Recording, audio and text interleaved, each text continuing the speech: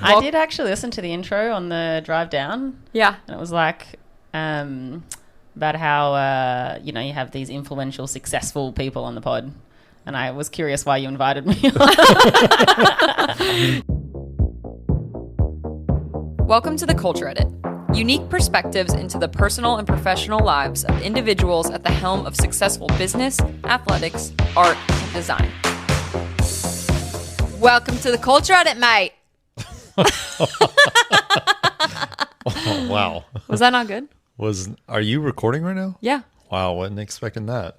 I feel like that was pretty good. I was expecting more of like a bonjour since we are in France. Welcome to the Culture Edit, mate. Okay. Going down under today. I'm going to be in sunny Australia. Well, we're actually in France right now, but our guest is from Australia. Yeah. So, welcome to the Culture Edit. That's Italian. I can't get this right. What's the French like? What like? Bonjour. Bonjour. Welcome to the Culture Edit.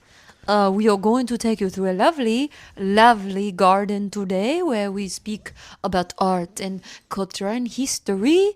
And then we will end with a cup of wine that we will have a nice plate of cheese. And ultimately, we will become friends.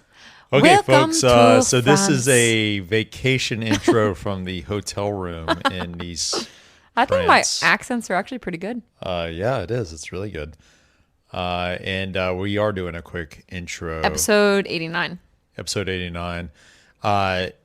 And only because we are on vacation, we're doing a quick intro. Oui. We recorded Merci. this last week with our friend Peta Mullens. and professional bike racer, Peta Mullens. Peta Mullens. The Australian cyclist from down under. How many national championships has she won? I believe it's 12 national championships, mate. Okay. That sounded kind of British. I started to go British there, but it was okay. Yeah, you did. This is an episode. This is actually an episode, I thought about this earlier, where when we're recording it, I get horrified and I look at the Zoom recorder. For folks out there, Zoom recorder is not Zoom like a Zoom, like your like a Zoom call. like a Zoom call. It's actually a physical mechanism. Like called they a Zoom named their recorder. company before Zoom. Yeah. This existed. is before Yeah. Zoom, and it's what most podcasters use. I look at the Zoom recorder just to make sure we're actually still recording. I don't know if you saw me do that. Like you have a heart attack every time. Heart attack, and I didn't have a backup going, which is a rule of mine. Rookie mistake, mate.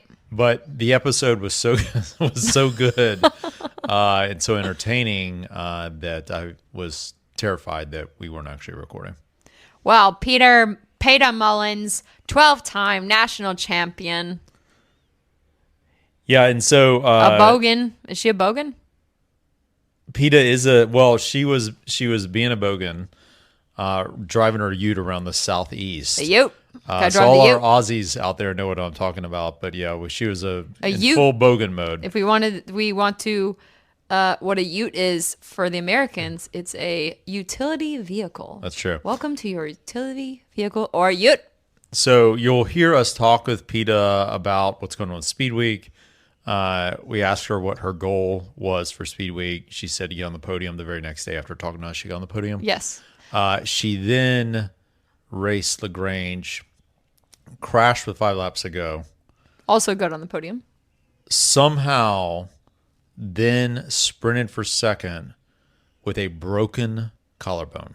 When you think about a broken collarbone and then you think about sprinting and like the movement that takes, it's just insane to me that she did that. Like it's so insane. Well, and it's not, go onto her Instagram so you can see the pictures. It's not like I broke my collarbone last year. Yeah. Did you sprint? I cracked it. Were you sprinting after? No. Okay. I was asking Softer for a than ride a crocodile, mate. Her broken collarbone is a complete separation. Good And Lord. I don't quite understand how she did this. I do want to talk to her about how this happened. Or like how badly it hurt while she was How doing badly it. it hurt, but she sprinted to second in LaGrange with a broken collarbone. Got lots of assistance from the EMTs there.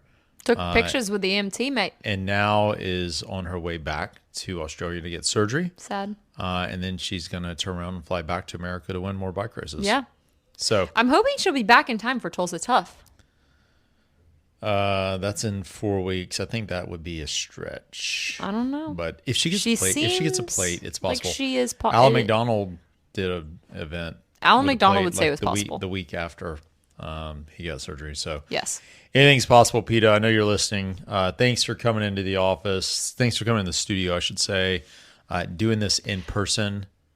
And we don't have to do much of an intro because honestly, like we talk about all this, like 12-time national champion in multi-disciplines, Yep. has been riding her bike for a really long time, has won many races, including Athens Twilights, which for our listeners, they're very familiar with. She's won much bigger races than that, but for our listeners, that's probably the most race at the World Tour level. familiar with. In Europe and done Flanders. We talk about all that stuff. So, yeah. And she was the core inspiration for my early kit design. So She was with her Rock Salt team, which we also talk about. So buckle up It's for a good wild ride. and don't cut out early, mate.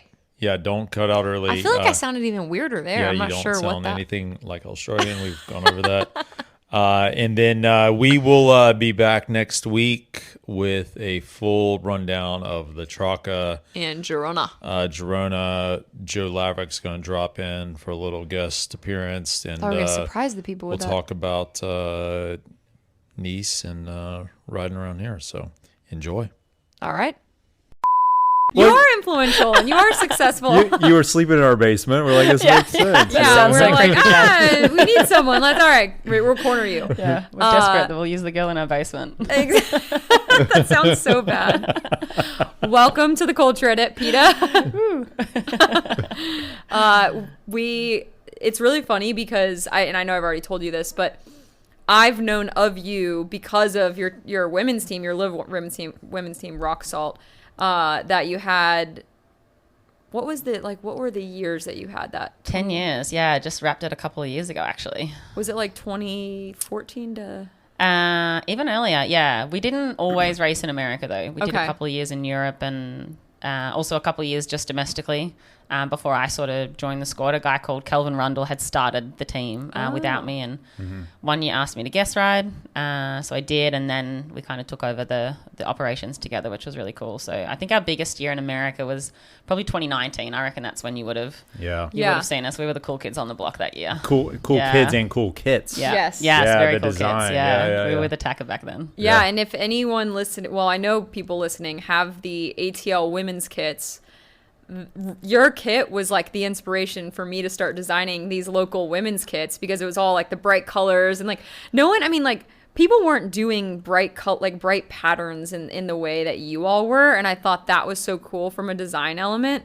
And so it's pretty cool to come full circle and host you obviously for the races, but just have you here for like our launch of Michael's kit. And it really, again, like I attribute the start of me designing kits or of us designing kits to a few different teams, but I would say like your team is one of the teams that really inspired us from the beginning, from a design perspective. So I am an influencer. You are an influencer. Exactly. So we were with a Attacker back then, and they always had like quite loud, obnoxious kits, which really aligns with my personality. And yeah, I think they were fashion forward. We weren't afraid to try something new and different. And yeah, we're women after all. I think fashion matters on and off the bike.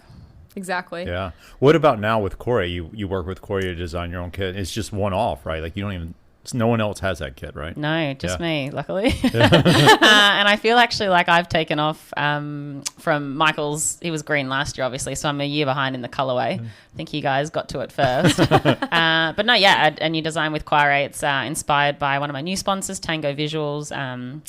Yeah, it's kind of their logo and pattern through the kit. And yeah, green was something different. I've worn pink for so many years, which sounds really cliche as a girl, but I'm not that type of girl necessarily. So I'm excited to try green and mix it up a little bit. I think the fashion is developing in the peloton every year. Not necessarily world tour. I think they're pretty still mainstream, like Belgium and Dutch kits especially are pretty horrendous. Yeah. But in America and Australia, actually, I think Australia are leading the way with fashionable kits. I agree. Yeah, 100%. brands like MAP, brands like Attacker, I think they're really pushing the envelope in that space. Even what they did with the Green Edge kit. Is it Green Edge? Green Edge that's a kit? MAP kit as well. Yeah, exactly. I actually was listening to a podcast of yours just today, where you slammed Jayco for having the worst kit in the peloton. Yeah. And so at Not least this now year's, you last can year's. redeem yourself. Yeah, this year it's good. Yeah. This year I moved them to the top. I love it. They went yeah. from the worst to first. Yeah, see? Now But Map, you can tell Map had a big influence on that. They did, Yeah. And I agree. I used to think, if one of my friends would sign for the outfit, and I was like, oh damn, now you have to wear that terrible kit. Yeah. Now that they're Map, it's changing the scene. Yeah, we've said that a few times. No, we won't use any word. And they're names. purple, No name. actually. Rebel? Yeah. Purple. Who? Their kit is purple this year. Oh, purple. And then, purple, and then yeah. Michael's new kit is Yeah, yeah. purple. Yeah, that's true. So you guys are really, you're on the We pulse. are leading the way. That was our first Lost in Translation moment there. There'll be many more. There'll be many more. You've been making sure that like you get your accent even stronger for the podcast so everyone can really appreciate the Australian accent, which Chad and I have tried to replicate. We cannot do an Can't do Australian it. accent. Yeah. I can't do an American accent unless I go like super southern. Yeah. Can you can't Yeah. do like a Valley Girl like Like I'm from Alabama. That's pretty good. pretty good. That's pretty I mean, good. I cannot do Australian. I won't even You're not try even gonna again because attempt. we were trying in the car the other day and it was just horrendous. And I so feel funny. like most people who try an Australian accent end up sounding British. That's what happens. Yeah. Yeah. Yeah. British. It just goes British. And I think Australians who try an American accent sound southern. oh. That's so So- interesting. There's got to be something in the inflection, like commonality that for some reason it sounds more southern. Yeah. Going around to like you've been in the South here, when you go into like Walmart? restaurants, Walmart, whatever, how many comments do you get? How many questions do you get about where you're from? Oh, as soon as I start speaking, because my accent's really strong. Yeah. So I'll say like 4 words, and then immediately everyone's like, "Where are you from?" And I used to just say Australia. Now I make them guess. Yeah. But I'm offended half the time because they say New Zealand, which is like this tiny, tiny country off the coast of our country. Right. It's like a suburb. Yeah, and obviously Australian accent versus a Southern accent, both super strong. Yeah. And then half the time I'll meet like a Southerner at a gas station, and I can't understand a single bloody word he's saying. Yeah. Yeah, That happens that's to me too. I mean, I can't understand it either. If you didn't Yeah. grow up in like the South, it can be hard to understand. even Yeah. here. So when I meet like the rednecks, and we don't really have full rednecks in Australia. No? We call them bogans. Bogans. That's our term for like bogan, except Yeah. they have teeth. I think Huh. that's probably the biggest difference between Yeah. Interesting. a redneck and a bogan. So are these the guys with the mullets? Yeah. Okay. Like proper like Aussie Dog Bounty country Hunter, isn't he like dudes. Australian? No. He's American. Yeah. He's American. I literally thought he was Another Australian Lost because in he like translation, Nikki. Crocodile Dundee. He's Australian. He's Australian. Yeah. And that's like so not Australian. Like you'll never meet an Aussie like Crocodile Dundee. Yeah. But that's what everybody thinks of us. What about Steve Irwin? Again, Yeah. we're not like riding kangaroos to school and wrestling alligators. Exactly. But they're icons of Australia. What one thing you said to me the other night that stuck with me? I asked you. Keep it clean. Huh? I said keep it clean. What did I say? Okay. This is a PG-13. No. The one clean thing you said to me the other night was I asked you why are Australians so happy. Yeah. Remember what you said? Yeah, and I said they're not. I said, it's just the Australians that you meet that are happy because they're traveling the world, having a great time. Makes sense. That totally Yeah, makes sense. I think Americans are a lot more generous. So I'd never met you guys, right? Yeah. Yeah. And Nikki's like, come to this function, stay at our house. Yeah. Australians wouldn't do that. No? We're just not that nice. Oh. Yeah. People up north. You're worried about all the Australian friends listening right now. People up north would never do that. Yeah. Like if you went to New York, like maybe. No, but that's a southern it's a thing. southern- That's a yeah. southern thing, or like just if you go across like the United States in the South, maybe if you went to Southern California, they would probably be the same way. But Yeah. if you go upwards, of Middle America, people are not as friendly. Middle America, they are. No, Like, I mean yeah, just yeah. like of the actual mid divide of America Yeah. and upwards, east and west. like Minnesota people. But all that, Minnesota yeah. people are nice. But New York and San Francisco, no one in San Francisco. would Basically, you're ever- just talking about the coast. Yes, that's why no one can see what I'm doing, but I have my hands in the air Yeah, pointing in she's talking opposite about the coast. directions. I was going to say, I think there are like exceptions within America when we're brought in by the cycling community. So they'll Yeah. host an event and the community will open their homes to the bike riders, especially international bike riders from that event. 100%. Yeah, which has always been amazing. I remember one of my first hosts in America was up in Sun Prairie, Wisconsin. And I'd been emailing with them. And I was like, hi, my name's Peter. I'm coming over with my partner. Yeah. And, you know, we're going to be here this date. And when we got there and I knocked on the door, they opened the door and they were like, oh, Peter's a girl. And they had, and they were a little bit religious, they'd had this conversation about homosexuality with their kids because I had said I'm Peter and I'm visiting with my partner, and so they thought That is we were hilarious. gay. Oh my gosh. And to this day, they're still some of our best friends. That's awesome. Yeah. So. At that moment, they took a deep breath. They're like, "Whew." I mean, we had to have an awkward conversation, but At least they got out of the Yeah, way. took that combo. exactly. Yeah. So I feel like there are hot pockets that the cycling community sort of bring out those amazing Americans that I deal with every week. For sure. Yeah. Yeah, the cycling culture. Yeah. So unique. Yeah. Definitely. Is PETA an Australian name? What is that? So Peter, actually, it's funny because my dad always said if I was a boy, I would be called Jesse. Okay. Dude, that's such a better name than Peter. Okay. But apparently Peter means rock. So Rock. I think it kind of suits a little bit. Like in Okay. what language? I don't know, Greek, Oh. something. Make it up, Nikki. So, Like a pita pocket. so it's not, but it's not like you haven't, have you run into other PETAs?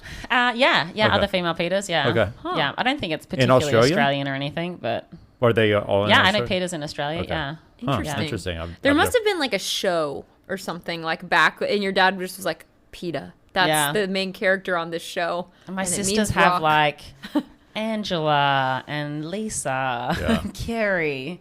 And I've got this guy's name. I thought maybe your parents just really loved Hated me. animals. No, loved animals. Oh, yeah. It is actually, obviously, every time somebody writes my name, it capitalizes it. Yeah. So, trending. Yeah, exactly. That's amazing. So tell us a little bit about kind of where you grew up in Australia, how you even got into cycling, like what brought you to this place where you have 13 national championships Yeah. across different disciplines and a really great career in cycling across the world. So yeah, just give us a little backstory on that. Yeah, well, I'm pretty old now, so it'll be a quick backstory. Yeah, I grew up as one of 5 kids. We were pretty active. We didn't come from a lot of money, so we didn't necessarily do like team sports that we had to pay for. So we would go running in the bush and play tennis against a wall in our backyard and things like that. So I got into running, and eventually I got pushed off a steeplechase and rolled my ankle, and decided to bike ride just for a little bit of cross training. Then I eventually got into duathlon, into triathlon, which I like to skip over really quickly. Yeah, Don't mention that. Just for the cycling followers. And then eventually into cycling. And all of that was before I turned 16. So I've been racing for over 20 years now. And that development, I mean, I actually think I've had like a really smooth lifeline through the sport. I did junior national champion. Then I went to the world championships. I was on the podium there. I went into the Australian Institute of Sport for road. I kind of eventually fell out of love with it a little bit when I was 20. And I just won the national championships. And I was like, man, why am I so sad? Like, this sport isn't bringing me the enjoyment it used to. Yeah. And I thought if I'm winning and I'm sad, that's not a good thing. I met a boy in Bendigo, which is a couple of hours out of Melbourne. Got into mountain biking, and then that was really it. I haven't looked back. I've loved the sport ever since. Fell back in love with road again. Went to a world tour team in Europe, raced the Giro in Flanders, and did the Commonwealth Games on the mountain bike, and eventually decided I wanted to try to go to the Olympics on the mountain bike. When I was at a World Cup in France, I was like, man, I'm so average at this. Like, well, World Cup average, let's say. Right, in that Yeah. group, you're average. Yeah. I was like, if Pauline Frambravo didn't lap me, I was having a good day. Yeah. And then my boyfriend said, oh, let's go to America and race this crit race. It was Oklahoma Pro-Am Yeah. and Tulsa Tough. Okay. And I was like, all right, well, Had you ever heard of it before? never heard of Okay. it. And we literally just jumped on a plane the next day and we flew here. Yeah. He didn't even have a road bike. Like, he just borrowed a road bike from a friend in town. We raced for those 2 weeks, and I won a stage at Oklahoma, and I was on the podium at Tulsa Tough. And obviously I got to experience Crybaby Hill, Yeah. which obviously is like one of the most iconic crits in America. And anyway, I was supposed to fly back the next day. We checked in at the airport. I was going back to race the Mountain Bike World Championships, and we put our bikes on like the conveyor belt. And then we looked at each other and we were like, fuck this. We pulled the bikes back off and we hired a car and we drove up to Wisconsin and raced Tour of America's Dairylands. Wow. Then eventually I went back for the XCO World Championships in Europe, came back to America again to race Intelligentsia Cup. I was just so hooked. Yeah. Like, I loved it. I remember the first day at Tour of America's Dairylands. Like I said, my boyfriend then didn't have a road bike, and I went for this preem with like 2 laps to go that was worth $4,000. Nice. And I won it, and then we went and bought him a road bike and raced the rest of the series. And I was like, America, the land of dreams. It is. It is. Welcome to America, I never baby. want to leave. And I've been coming back every year for 10 years. Yeah. Yeah. So what year was that? That must have been like 2015 or 2016, I want to say. Wow. 2016, yeah.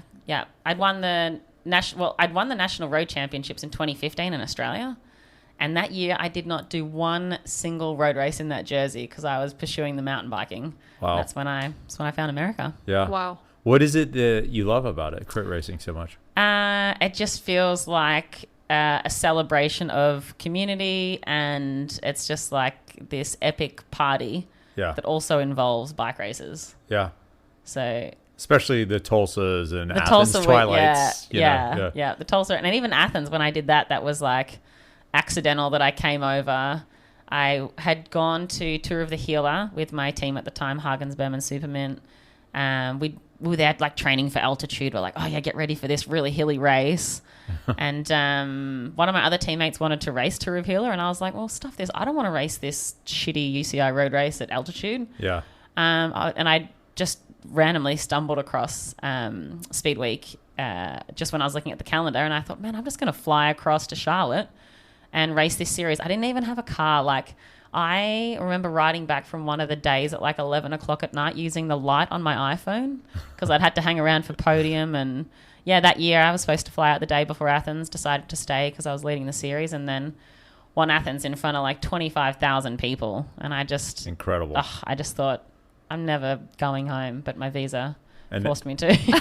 And that was 2018? 2017. 2017. Yeah. So that was the year you would have come through Atlanta. You did the group ride. Yeah. That whole year. Yeah. Pizza and I've ride. just seen like so many, I think I've ticked off like 42 states now. Yeah, that's awesome. Seen so much of America, pockets that I would never have visited. Yeah. Like, I'm staying at the moment in Brevard, and I think it's like the most beautiful place I've ever ridden a bike. It's nice, yeah. And I would never have found it if it wasn't for the cycling community. Yeah. So, I mean, we talk about that all the time. Like, we travel the world with our bikes, and it's because like you see places and things and experiences that you would never get if you did not have the bicycle. And you alluded to this before with people opening their doors, but it also, like, across the world, when you run into someone, let's say in the middle of a town, in the middle of nowhere, in a country you've never been, and they are on a bike, I mean, most of the time people will say, oh, have you been here? Have you done this? Have you tried this route? And it just opens up all of these, or have you, I'm from here and here's all these amazing restaurants you should try.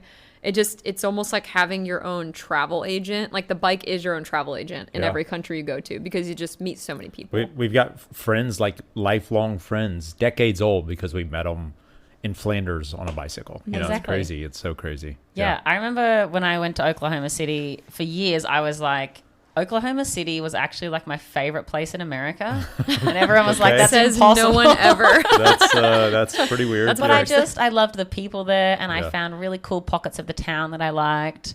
And that's what you were just saying, Nikki. Like, I stay with hosts, and they're like, "Oh, this is our local ice cream, or our local pizza, or the favorite bakery." And I would, if I could give anyone a piece of advice when they're traveling, is to always connect with like your local bike shop or some sort of riding group locally. Yep. Like, people often go there and they're like, I'll ride this route because it's famous for this or whatever, and they've looked it up on Google. Right. Stuff that. Just get rid of Google and go out and meet people. Yeah. In the community, in the bike shops. Everyone's super friendly. Go to the group ride. Exactly. Yeah. That's Every the best group way. ride. Yeah. Agreed. I mean, people are still talking about you coming to that group ride, by the way, that pizza ride. Like, I remember I was there, and we were all like waiting at the end, like the people who get dropped wait at the end and then watch everyone come through in the sprint. And you were like beating all the guys in the sprint, and at that time, including me, by the way. And at that time, we had a lot of women that rode in Atlanta. Now, people have kind of, it fluctuates. So now it's kind of a downtime in how many women ride here. But at that time, we had this giant group of women. And I remember we were all like screaming. We were like, this is so amazing that she's beating all the guys. Yeah. And people still talk about it. It is funny, like after 10 years, I've even seen the attitude towards women change. When I used to go on bunch rides in places I'd never been, they were like, oh, blonde. They don't even know I'm Australian, right? Because they haven't spoken to me. They're like, oh, just this young blonde girl rocking up to a bunch ride. And at the end of the ride, they're super impressed and surprised and asking questions.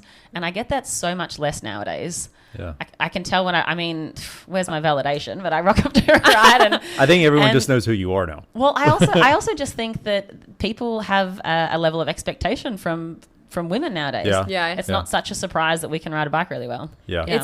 It's not the joke. So Chad and I have this joke because one time, I think it was when we were in Belgium, we were doing the Tour of Flanders, like the Sportif, the first year that we did it. So the day before the actual event. Yeah. And we told you we went to that. And anyways, at some point, like I think there's like, what is it, 15,000 people that do it? Yeah. And I think when I looked at the end, there was like 300 women so you're definitely the minority. And we got to a rest stop and a guy goes, look, a girl, and like points to me. And so that's our joke now is like anytime we go somewhere, we're like, look, a girl, because it's so rare. But I think you're really right in that people are becoming so used to like women performing at almost like if the same or not a higher level than men in this sport. And it's people like you, though, that take the initiative to show up to the group rides when you don't know anyone.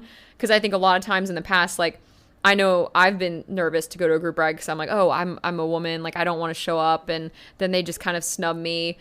And so you don't. But then you never build up that expectation of like, oh, we're just as, capable as the men. So people like you constantly showing up I think it makes it better for all of us. And it only takes one brave woman. And if every brave woman bought another brave friend and bought another brave friend, it starts a movement. Has a guy ever pushed you on a group ride? Oh, Lord. Yeah, thank God. That's what I say too. Yeah. Sometimes I'm like backing up going, where's my push? You're like looking back, hello, and even push. Yeah, hello. Okay. There's been, I don't quite understand it because I also am like, please someone push me, like don't let me drift into oblivion. But there's always drama about there can be drama about the pushing, but it's funny that I feel the exact same way. I'm like, please give me a push. Yeah, for all the listeners, Nikki and I were open to pushes. Exactly. If you want to push us on primarily me, because PETA doesn't actually need it, but if you want to push me to keep up with PETA, I'm good with that. Yeah. And Chad's just on the front going, every man for themselves. No. I'll take a push these days too. I'll take a push too. Sometimes I openly ask for them, as I'm going backwards. Well, I won't lie. I've also done some pushing. Yeah. And not just of women. Yeah, that's good. I tried Goes to push. both ways. I tried to push Goose the other day. Yeah. But he's heavier than I thought he was. Your arms are tiny. Yeah. I literally was like, oh God, he's actually heavy. Yeah, he is. Sorry, Quentin. He's like, is she holding onto my pocket or I know. pushing me? Exactly. I can't tell. Exactly. One thing that we were talking about is you travel so much. What is your like craziest travel hack for traveling with your bike and with because like that's what people ask us that all the time. Like, how do you travel with all this stuff? What have you learned? Give us your wisdom. Wow. Give us your wisdom. I have like a reputation for like my nickname is like travel wife. Travel wife? Yeah, I've been traveling for so long and I'm so in the groove, but I don't know. I think just be super flexible. Yeah. Like you just have to be flexible. My plans change every single day. I'm like, this week will I go to a pool party? Will I go salsa dancing? Or will I sit at home and Netflix? Yeah. I don't really know yet. Yeah. And I think just be really open to new experiences. I think we go, okay, we're going to spend 3 weeks in this place and then 3 weeks in this place. Mm-hmm. And then maybe another cool opportunity comes up and travel to a new place. See something new, meet somebody new. And then, you'll make friends for life. But travel hack in general... What about like long haul flights, like Atlanta to Melbourne? I actually don't even sleep on planes. Like you traveling here was 33 hours door to door, and I didn't sleep a wink. Yeah, it's like so. Travel hack sugar that's the sugar, sugar and caffeine.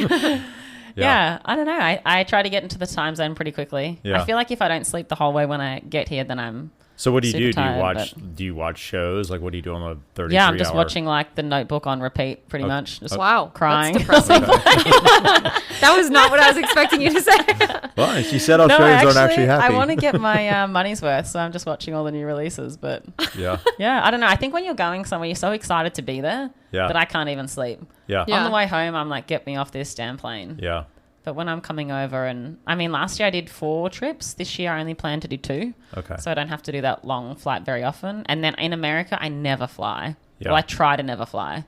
Like, this country is ridiculous for air traffic. Yeah, Yeah. it I is. think drive places, ride in new places, meet new people on the way to those places instead of just sitting at an airport waiting for the next cancelled flight. Just rent a truck and drive. Yeah, especially a truck. I'm very southern. Everyone's like, why have you got a truck? Her rental car is a pickup truck. It's like a big truck too. It's a big Yeah. truck. It's impressive. I think it's quite small. It's only a Nissan Frontier. But Normally it feels big. Normally I get like a Dodge Ram or a Yeah, F-150. you could go bigger. You Yeah. need to get like Yeah. a lifted truck next time where it's like really high up. Off Do you drive a I'm on a truck at bike home? rider salary. Do you drive a truck at home? On and off, yeah. It depends. I mean, we're historically we have a lot of cars. Yeah. Yeah.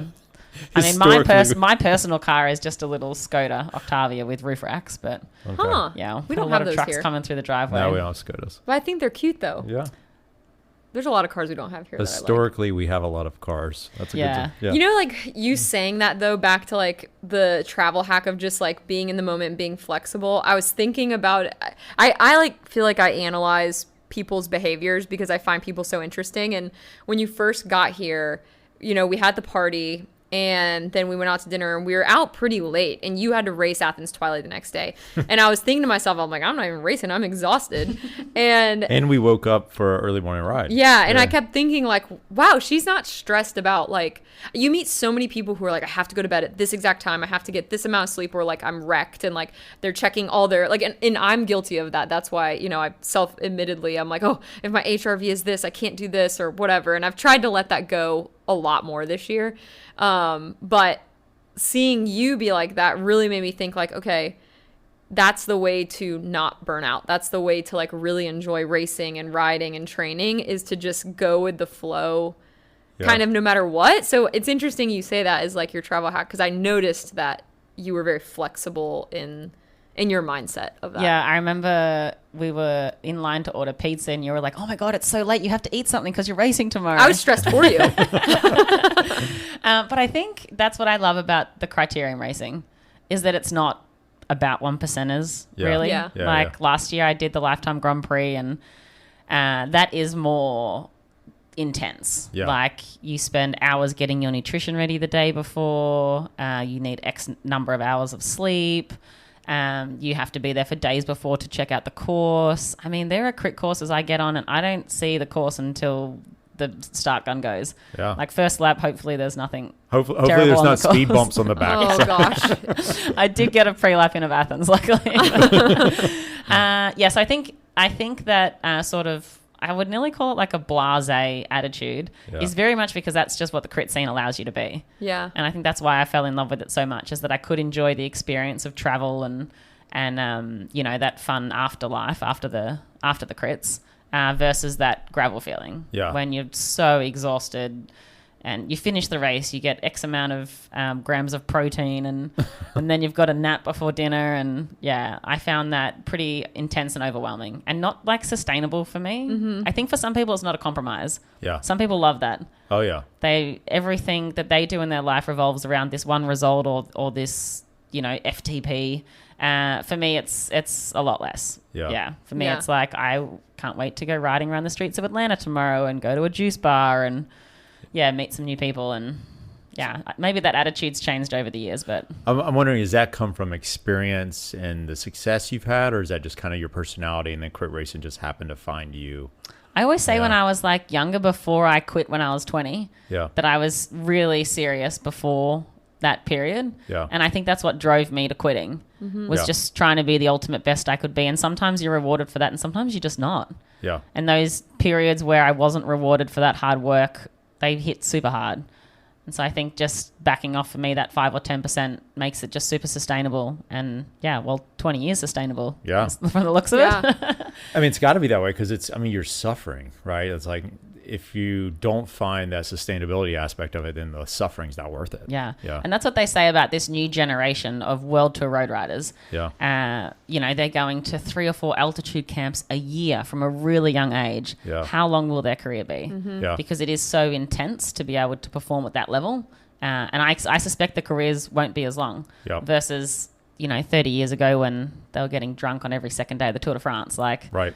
That sounds like it wouldn't be as sustainable, but apparently You got to have fun. But I think a lot of it's mental. Like, we think that it's the physical sustainment of, like, if we just recover, if we just focus on our body being perfect, then we can just do this sport forever at the highest level. But that's a perfect example of it's so mental too. And the mental part is we already know it's everything when it comes to suffering, but I think it's also everything when it comes to, like, finding the balance and giving ourselves a break to actually enjoy the sport as well. Yeah.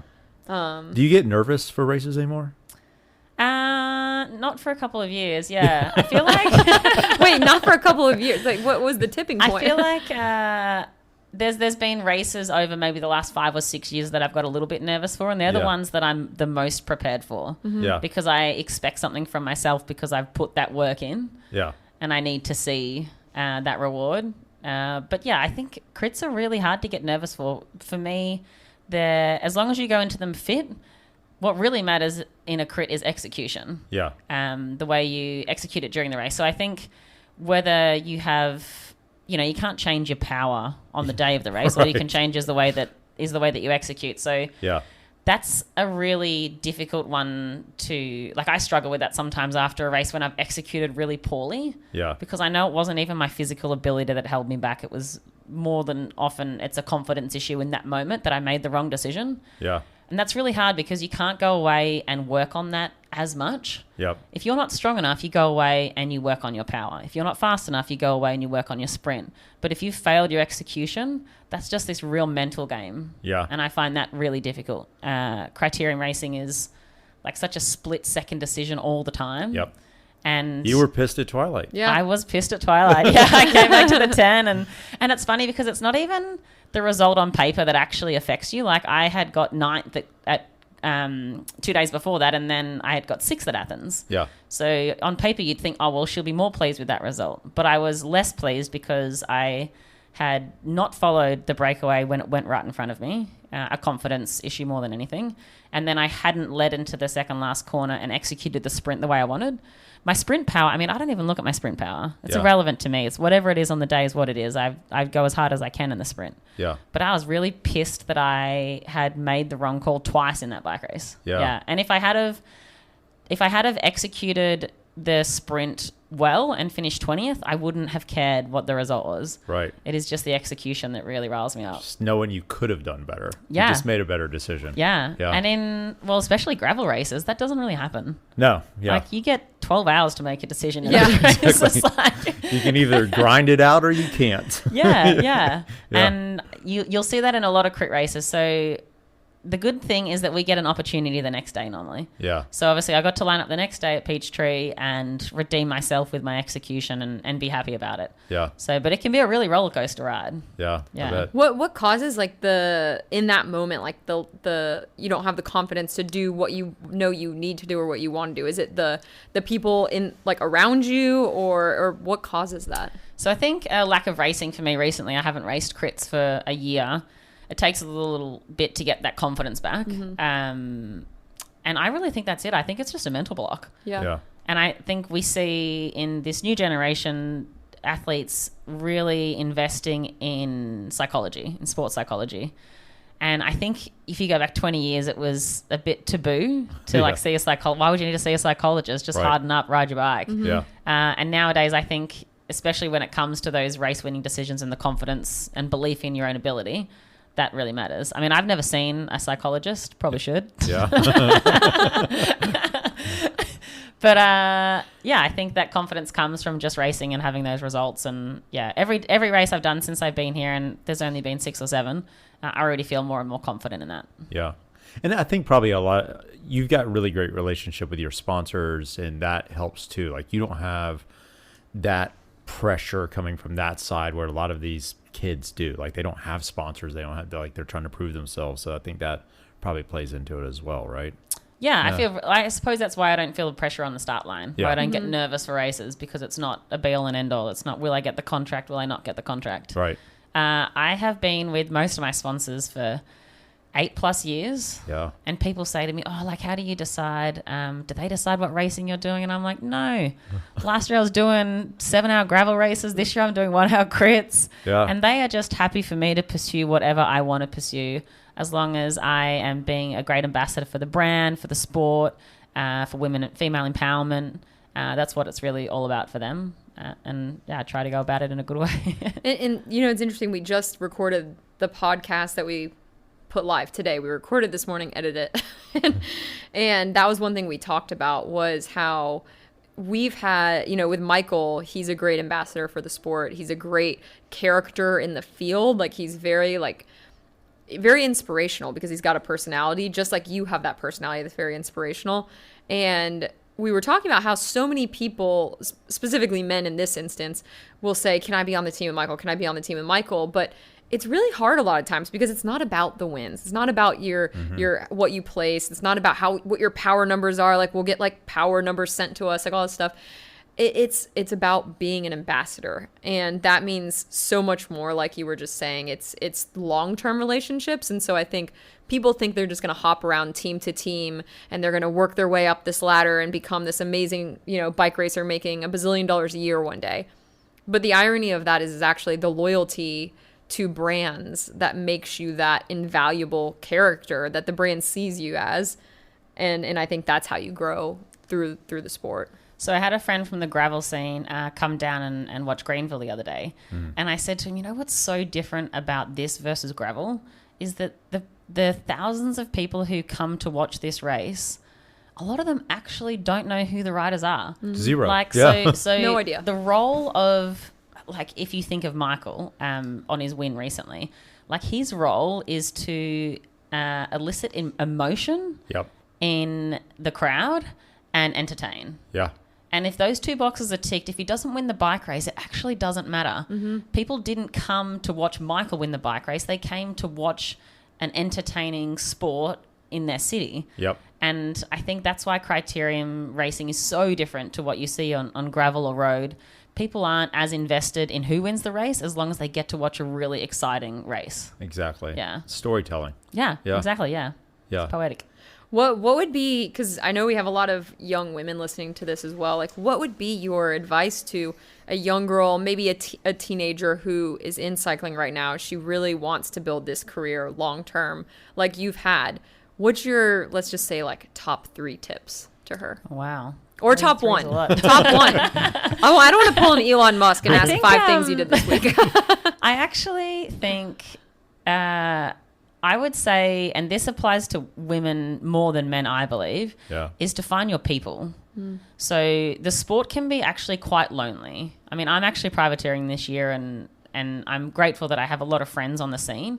But I would say find your people. That doesn't necessarily mean you have to go up and introduce yourself to strangers, but maybe it's a local community and you travel to a race with one friend, or maybe like you see it in collegiate teams. Yeah. But find people to enjoy the experience with, because it can be really lonely on your own. And I think to sustain your time in the sport, results will get you that first bit. And I think that's what really catches women. They see really quick progression really quickly. Yep. And they go from a Cat 3 to a Cat 2 and they're like, oh my God, this is so exciting. Right. And then they start to plateau and they look for something more and something deeper.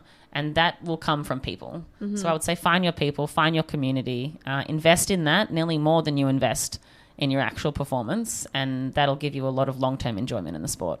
Wow. That's probably the best advice I've heard in a really long time. It is so weird how you two say so many similar things. She says that she always is like, that's not my people, or she's like, that's my people. You say that all the time. Well, it's funny because, like, I think, you and I talked for a long time while the guys were out riding still, and that was one thing that we were talking about, is just how it's sometimes really hard to find your people, because there's a lot of judgment around, like, what you should look like, or how you should ride, or what, how you should dress or do your hair. Like, so we're both very, like, we like to do our hair, we like to wear makeup, we like to look good on the bike.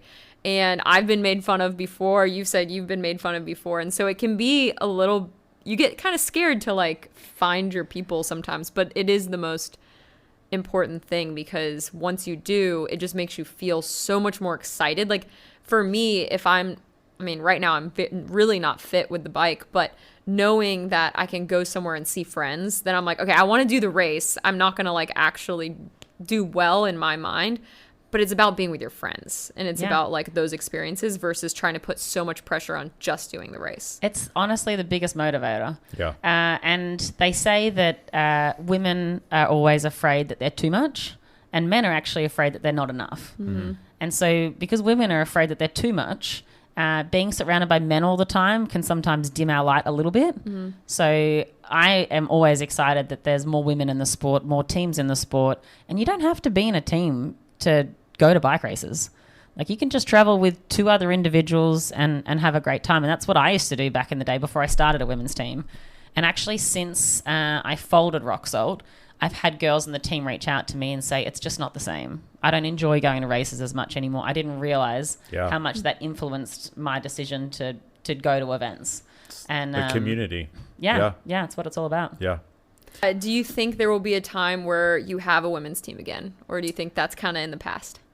I mean, it was a lot of work. I think for me, it's probably in the past. I hope that there's other women coming through who sort of step up and take that role on, because I think it's really important. And the year that we folded Rock Salt, there was 2 other Australian women's teams fold as well, which was really troubling. I think the space that Rock Salt filled was really important because we were one of the very first, not even domestic, but global women's teams who did an off-road program in conjunction with a road program. So we had athletes. I mean, the girls would get like 5 bikes at the start of the year. They would race cyclocross and gravel and mountain bike and road. And I think that was really special because we had mountain bikers who had never done a road race and road riders who had never done a mountain bike race. So everyone got all of it, no matter what. Yeah, and then we had road riders who would come to enduro national championships. Wow. Like, and again, it comes back to what I said before, Nikki, about being brave. One brave woman brings another brave woman. And so they went and tried disciplines and that they would never, ever have thought to try. Number one, because they didn't have access to the bike. And number 2, they just didn't have people to enjoy it with, and it's quite overwhelming. So that was really special what we had. I don't think I could ever run anything that big again. It was a really big program. And every year I wanted more and more women just because I wanted to, share the love. It's really hard. You have 5 or 6 girls. It turns into 10. It turns into 15. And eventually it just got too big for me. And I think I was starting to compromise on things that I enjoyed in the sport. Mm-hmm. I found it really difficult to balance my performance with my social interactions with the team, with the actual running of the team. And I started to become a little bit bitter towards the end of how much I was giving. Yeah. And so I decided that I would go back to privateering, and I've been enjoying that and finding new pieces of myself that I didn't know existed, and it's been great. Yeah, I mean, it's hard to, I'm interested in your thoughts. It's hard to grow and build something like that where so many people are benefiting and that's your goal, but then at the same time, it's impacting, you don't realize it at the time, and this has happened to me, but it impacts what you want to do with your life. Mm. And then there's also maybe a lack of appreciation felt too, and that's where the bitterness comes in. And so then you have to take a step back and be like, I just got to take care of myself. Yeah. I don't know if that's what happened with you, but I've experienced that. Well, I think if you're not happy, it just trickles down. Yeah. Mm-hmm. It trickles down the tree. And so it affects everybody that you're trying to help. Exactly. Which is not, the ultimate goal. And we did some amazing things. And I think it, people say, does it feel like a failure? And I'm like, no, it was 10 years of success. Yeah. Exactly. That's how I see it. Yeah. Yeah. Badass success. Influenced Yeah. girls all over the world. I mean, I think that's one thing that I wish like a lot of women would walk away with from either this podcast or anything, is just, if you are on a women's team, like, I think just think of the way that your actions are impacting the people who started the team, the people who are really trying to do what's best for the team as a whole, for the people racing. Because I think that it's really easy for racers to lose sight of like what's been, I don't want to sound negative, but like and I might cut this out. I'm trying to think what the value is. what the value. Yeah, like because we yeah. talked about it obviously, but it's. I just wish people would sometimes like take a step out of their own self sometimes and look at what value they're providing and what value they're getting, and making sure that it's either equal or more that they're providing, or that they're just incredibly thankful people and incredibly humble. And I just think in this sport, it's really easy for that to get away from people sometimes, where all of a sudden they think they're the hot commodity and it's like, I need to jump teams and do this and do that, or there's a lack of appreciation. And that happens in any organization. Though. Yes, It's definitely. Not just cycling, riding, but it happens in every Well, I time. think comparison is the thief of joy. Yes. Yeah. Right, and social media has really made that Heightened. quite a relevant statement, because people go, oh, well, that person's getting this for free, or that for free, or that for free. Well, Yep. you don't actually know that. You just assume that because you see that on social media. Exactly. And then you have a similar expectation for yourself. Yep. And so I think, comparison, we don't do that So in the sport. Yeah. Conversation I have a lot. Exactly. Okay, but on a funny note, what's the weirdest thing that Americans do that Aussies don't do? So I feel like Americans are quite loose with a lot of their laws. Oh, So like, Welcome to Atlanta. so, yeah, I mean Atlanta yeah. specifically. So everyone's on their phone in their car. Everyone's 10 mile over the speed limit. Yeah. But for some reason, you guys won't park in an allocated car park. Like if you're not allowed to park there from this hour to this hour, Yeah. or it's like saved for a business, you guys won't park there. Yeah. It's crazy. I know All we the like rules that you panicked guys about you break. parking in the no parking spot. Yeah. It's because That's the one rule it's that because I've that's seen them follow. in a lot of cities that's privately enforced. Yeah. And it's not like the government enforcing, it's privately enforced. So you'll get your car, like here, you get your car booted, which is the Yeah. weirdest thing. Because if you think like they didn't want you in the parking spot, they'd tow you. Yeah. Here they boot you so they can get money out of you. Yeah. Like that's where a lot of that. No, is, but yeah. like to Peta's point though, Yeah. if you're speeding and a cop pulls you over, you're still gonna get Yeah, a you're gonna- ticket. yeah, So and we all like. Well, actually, I drive really slow, but I'm a grandma. But most people speed and don't think of it. But then if there's like one little sign of no parking here, people are like, oh, Yep. can't park there. That is that is interesting. kind of a crazy, weird yeah. thing. Yeah. I mean, I drive along the speed limit and I'll have an American passenger and they'll be like 10 mile an hour over is actually the real speed limit. That's what you can drive. That's true. That's true. That's hilarious. What's like a weird behavior in Australia that you don't see at all here? Well, I feel like There's a for lot of me, weird- Australian behaviors never seem that weird because they're just Your behavior. common, right? Yeah. Yeah. But I mean, I see changes in a lot of culture. Like in Australia, we follow a lot of rules. Like they said, get the COVID jab. We just got the damn COVID jab. Yeah. We are very patient in lines. Okay. And we have a lot of, especially in Melbourne, a lot of Asians. Huh. And they're not patient. Really? They're like, they'll just walk 20 people back straight to the front. Wow. But we won't say anything because we're really polite in Australia. Wow. Interesting. And we'll just simmer inside. That's the British part of you guys. Yeah, Yeah. yeah. Queuing in line and not. Yeah. not saying. That wouldn't go over well here. No, oh my gosh, that person would be like grabbed out of line and thrown away I think the somewhere. different cultures. I mean, America's my favorite culture, and it feels quite homely because we watch so much American TV growing up. Oh, Yeah. really? Yeah. Yeah. Why? What makes it your like? What else makes it your favorite culture? Because I feel like being American, we're like, oh, like I love these. Like I love Latin culture. I know we talked about that Yeah. with Luz, but like I love how like warm and happy and joyful. Like, what is it about American culture that you Well, love? maybe it's just that I'm always here on summer break. That could be it. It's like a big The big sun's vacation. out, having a great time. Yeah. I don't know. I feel like people enjoy friendships more here. I feel like they travel a bit more here. Yeah, they're just a little bit more open Yeah. to things. I mean, there's obvious culture differences. We don't tip in Australia. Yeah. That drives me crazy here. Drives me crazy. too. Yeah, we don't have guns in Australia like Yeah. you guys Yeah. have guns. Yeah. Yeah. So there's Does a lot it of things freak that you I- out? Like if you see a gun, are you like, ah? Oh yeah, I was in a supermarket the other day in Brevard, and this guy was walking around with a gun on his hip, and I was like, "Mate, you're Just in a dude. supermarket in Brevard. Like no one, not even the cops in Brevard need a gun. Yeah. Like it's that safe. Yeah, that is so true. Yeah, and like actually carrying on the outside, not a Yeah. concealed one. Yeah. Yeah. And yeah, when we checked out, I was talking to the cashier, And she's like, oh, you're from Australia. And this guy with the gun on his hip, he goes, oh, man, I couldn't go to Australia. So dangerous with those spiders. What? Like, says the dude with a gun on his hip at the supermarket in Brevard. That is hilarious. That's actually insane, but really funny. Yeah. So Spiders are a problem, though. a little bit. Yeah. What if like, did you bring one over in your backpack? What was it the other, was that from Australia? No, our friends brought a scorpion home from Costa Rica. All right, so we're in the middle of Speed Week. Yes. Where are you sitting? Are you doing the overall? Do you care? I'm like, I must be like third or fourth overall. Okay. Yeah. So what's the goal for the rest of the week here? This will come out after Speed Week's over. Yeah, it'll come out next So you're Tuesday. manifesting right here. Manifesting. Okay. So I don't want to sound too cocky just in case I don't achieve.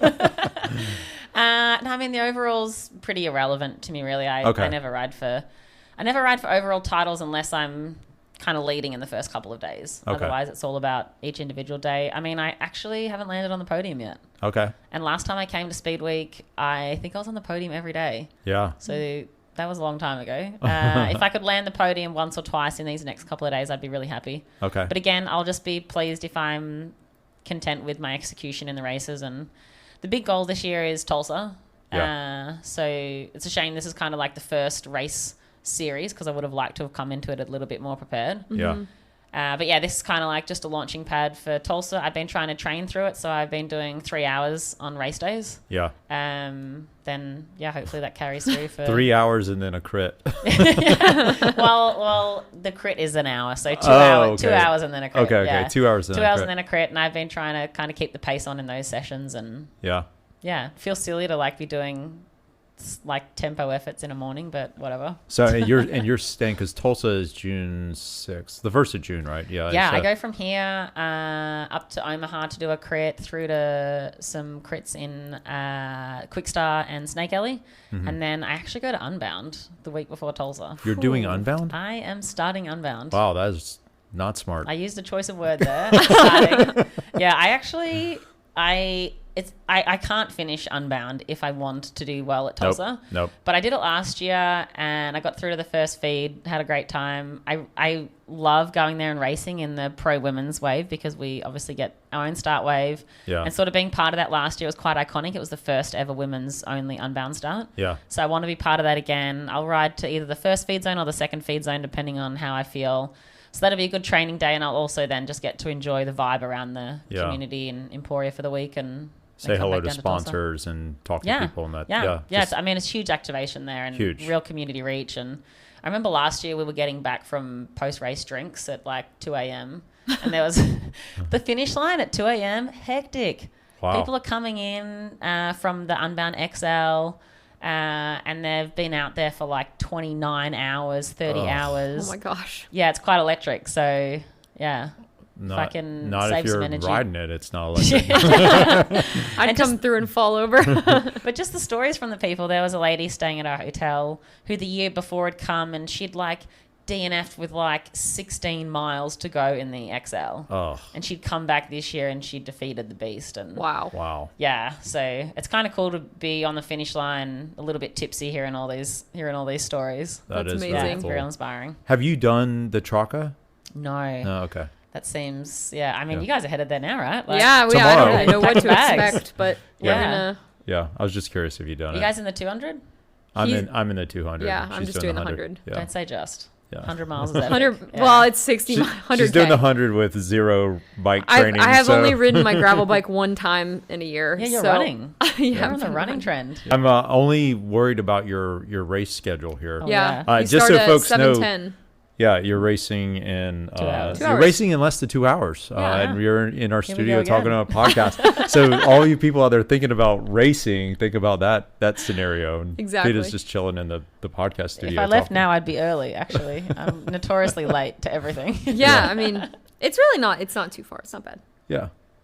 Anything else? No, I think that's it. Thanks so much for doing Yeah, this. thank you so Thanks for having much. me, guys. This has been great. Aussie debut. It is. Exactly. It's been First great. Aussie. We'll have you on again.